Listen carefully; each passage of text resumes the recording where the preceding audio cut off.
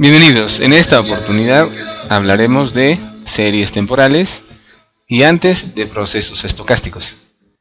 Cuando hablamos de un proceso estocástico estamos hablando de una variable aleatoria, pero la característica de esta variable aleatoria es que puede tener datos que suceden aleatoriamente en función del tiempo. Es decir, es una variable que se mueve según el tiempo avanza. En cuanto el tiempo transcurre, la variable toma un valor y si vuelve a ocurrir otro periodo, pues la variable vuelve a tomar otro valor aleatorio. Así, en el transcurrir del tiempo, la variable hace un recorrido de valores aleatorios que se producen uno secuencialmente detrás del otro. Este fenómeno estadístico se conoce como proceso estocástico y puede darse de hasta 4 maneras diferentes, dependiendo cómo tomemos el tiempo y la variable aleatoria. Bueno, una conjugación de estas dos variables sería que tuviéramos un tiempo discreto y una variable aleatoria discreta. Cuando, por ejemplo, hablamos de las unidades producidas mensualmente de un producto. Unidades producidas será una variable discreta, aleatoria, y decir que lo vamos a medir mensualmente es tomar un tiempo discreto, porque solo tomamos meses enteros y no fracciones de él. Otra forma del proceso estocástico es cuando tenemos una variable discreta y un tiempo continuo. Es decir, vamos a contabilizar el número de unidades producidas hasta un instante t, lo que pudiera ser que se considere un periodo con fracciones. Otra forma de un proceso estocástico sería tener una variable continua, aleatoria, y un tiempo discreto. Vamos a medir las toneladas de producción de algún producto en forma diaria. Al hacerlo de forma diaria, pues el tiempo se vuelve discreto.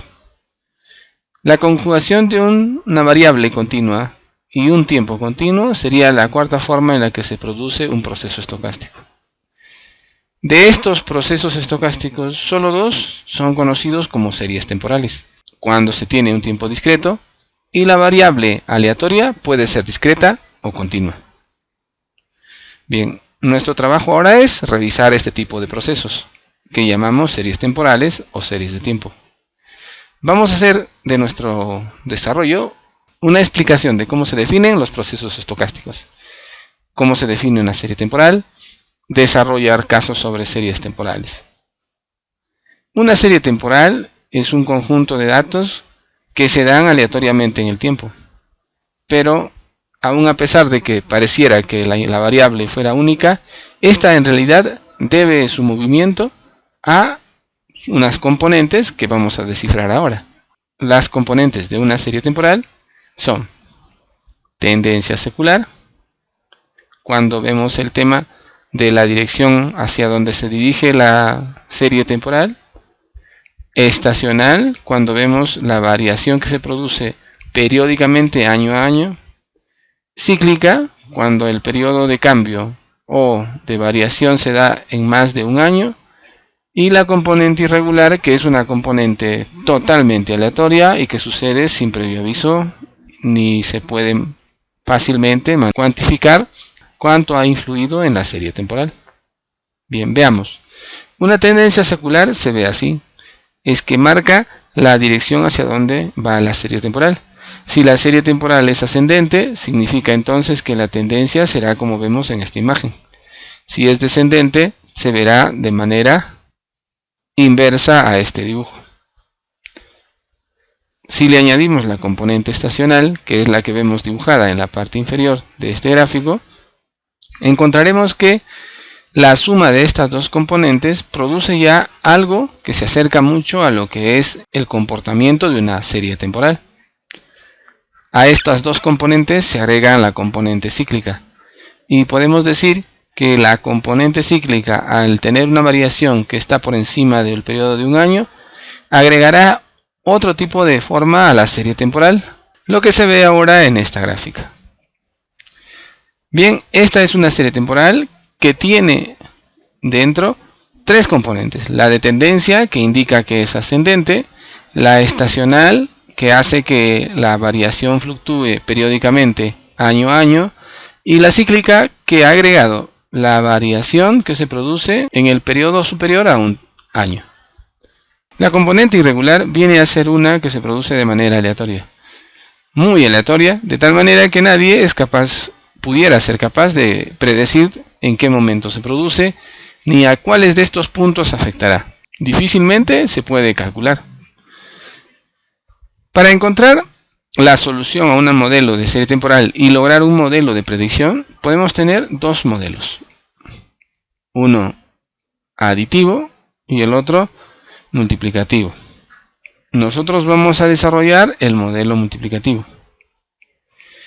Un ejemplo. En un hotel en la ciudad de Cusco se tiene el resumen del número de clientes atendidos por trimestres. Bueno, ya entenderán que en el año van 4 trimestres, ¿no?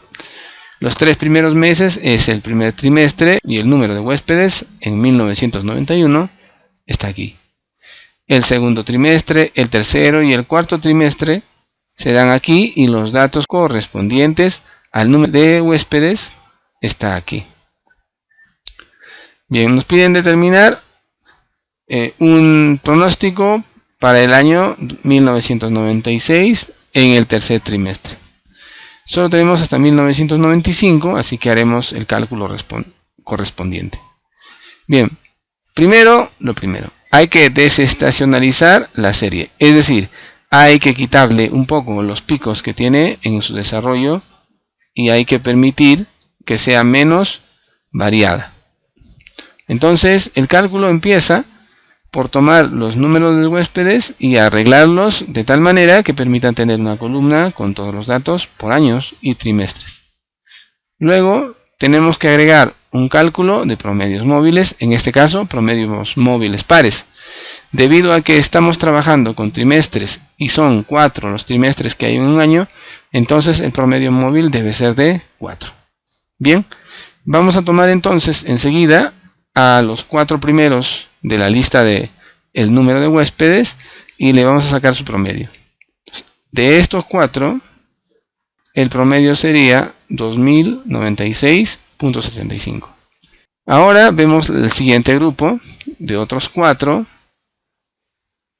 que se producen gracias a que, dejando uno, añadimos otro de la lista y encontramos un promedio que será nuestro promedio móvil número 2. Así encontraremos también el número 3 y por último todos los demás promedios móviles. Este es un promedio móvil que debe ser centrado, dado que, como ustedes pueden apreciar, el medio de los 4 datos no coincide con ningún dato o celda para poder trabajarlo. Así que lo que vamos a hacer ahora es encontrar el promedio móvil centrado, y eso significa que vamos a empezar a ver los promedios móviles de 2 en 2. Los dos primeros me dan un promedio de 2104,250. Y así el segundo también sale del promedio de 2111,75 más 2146,75 entre 2. Y así terminamos con todos los promedios móviles de 2 en 2. Ahora sí, lo que tenemos es un promedio móvil centrado, que corresponde a un Y o cantidad de huéspedes, ¿no?, de la lista inicial. Bien, ahora para encontrar la serie desestacionalizada, pues procedemos a dividir entre pares, ¿no?, y encontrar, por ejemplo, que en la primer par la división me da 1,148. Igualmente el segundo, el tercero y hasta el final. Para poder encontrar los índices estacionales que dice acá debo encontrar, entonces lo que faltaría es agruparlos y sacar promedios, ¿no? Pero también hay que decir que este mismo dato, este Y desestacionalizado, viene a ser también el punto de partida para la regresión, ¿no?, para encontrar la componente de tendencia. Bien, veamos primero los componentes o índices estacionales. Los datos los vamos a trasladar, como ustedes pueden ver, desde la tabla en vertical a esta tabla donde tiene doble entrada y tenemos los trimestres por el lado izquierdo y los años en la parte superior. Sigamos y podemos encontrar el siguiente grupo que pertenece al siguiente año, que es este de acá. Igualmente con el tercero, el cuarto y el quinto. Ahora sacamos los promedios de cada fila, es decir, un promedio para la fila del trimestre 1 y nos sale 0,908. Así para el 3, el 4 y el 5. Hacemos una sumatoria y lo que debemos esperar es que salga un resultado igual a 4, lo que no es cierto, no sale 4. Así que hay que utilizar un factor de corrección para encontrar que estos promedios sumados sí me dan 4. Así que este coeficiente factor de corrección es igual a 4, porque los promedios móviles son de 4 en 4, entre pues el valor que nosotros hemos encontrado. Ahora multiplicaremos todos los valores del promedio con este 0,997 y encontraremos los componentes estacionales. Significa que E1 en romanos es igual a 0,905. E2 va a ser igual a 1055. Y así sucesivamente. Hemos logrado entonces los índices estacionales. Ahora vamos a encontrar la tendencia o componente de tendencia. Para ello voy a copiar, miren, los índices estacionales, estos 4, los vamos a copiar aquí, repetidas veces. La segunda vez, tercera, cuarta, quinta, hasta rellenar toda la columna de componentes estacionales. Para lo siguiente y encontrar ahora sí el final de la serie desestacionalizada, dividiré estas dos columnas, los datos de estas dos columnas. Así me resulta esta serie de números que se puede reconocer como la serie temporal desestacionalizada, y con ella encontraremos nuestra ecuación de regresión. Bien, señores, aquí entonces la relación de datos desestacionalizados se deben comparar con una variable que vaya en el eje horizontal, en este caso el tiempo. Entonces nuestras coordenadas van así. Aquí es tiempo y aquí pues es la serie desestacionalizada, es lo que estamos dividiendo y entre y. Para poder hacer la correlación o el cálculo de la regresión, vamos a tener que ponerle números arábicos a esta relación de datos, ¿no?, hacia abajo, y así ver la manera de encontrar la ecuación de regresión. Bien, vamos a la calculadora, vamos a meter los datos haciendo clic en Mode, luego 2, 2 y por último introducimos los datos. Una vez que tenemos los datos introducidos, hacemos clic en AC y ahora le vamos a pedir los valores para la ecuación de regresión. Así que Shift 1, 7 de reg, y aquí está A1 igual a 2102,2212. Ese sería el valor de A, o B0 en nuestro caso, ¿no?, para la ecuación. Para el B mayúscula, que es B1, el valor de B sale 0,072218. Por ello, nuestra ecuación de regresión puede realizarse de la siguiente manera.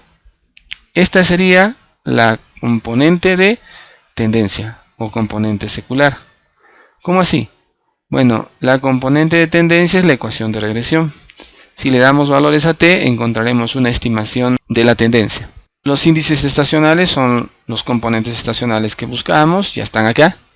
Y ahora recordamos que este es un modelo multiplicativo, así que para encontrar la verdadera medida de y en el futuro tendremos que multiplicar la componente de tendencia por la componente estacional. Así que en el tercer trimestre de 1996, t será igual a 23, siguiendo la relación que acá tenemos. La relación que tenemos acá llega hasta 1995, cuarto trimestre, que es igual a 20 en la numeración arábica. Así, siguiendo lo mismo, el primer trimestre de 1996 será 21, el segundo trimestre del 1996 será el 22, y por último acá tengo el tercer trimestre de 1996, t igual a 23.